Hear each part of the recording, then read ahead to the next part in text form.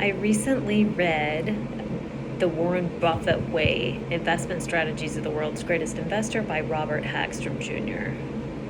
So everyone's heard the name Warren Buffett. I became more interested in him because I saw some of the pieces of wisdom that he's given, and it makes sense. If you become a master of a skill set, you're going to have some wisdom come out of that. I definitely would read this book again to understand it a little better. He gives some investment advice through these 12 principles. I'm not going to try and explain the 12 principles, and I would not take my investment advice. That's why I'm trying to read straight from the horse's mouth. But I will give a few examples in the book that I thought were full of wisdom, because money advice really does translates into great wisdom for life. What is good money advice seems to also be good life advice. One thing that really stood out to me is that he doesn't invest in something that he doesn't understand, and a few of the principles to buy a great business are centered around good management, looking at a company's track record, long term.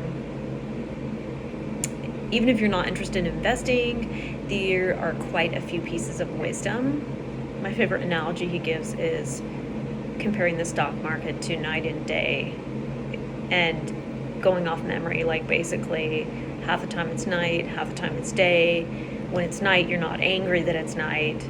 You're just waiting for it to be daytime. And it just reminds me so much of life, and that's one of the pieces of wisdom I'm going to take from the book. He also talks about a few of his investments, and a couple of important women in history make the book. One is an immigrant and the owner of a furniture company, Rose Blumkin. She lived to be 103 and was still working, and he bought her furniture store, which she grew from nothing. And the other, which they made into a movie, is the story about Katharine Graham and the Washington Post. And that's really fascinating, the whole story, and that can get you down a whole rabbit hole.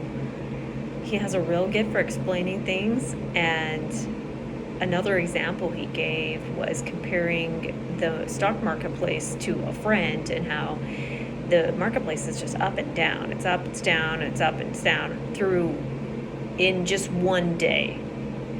And if you had a friend that was like that, he compares it is, you're not going to let that friend affect your mood as well, or your decisions. And so that's kind of what I understood from it. There's a lot more stories in the book, and just really interesting read and well written.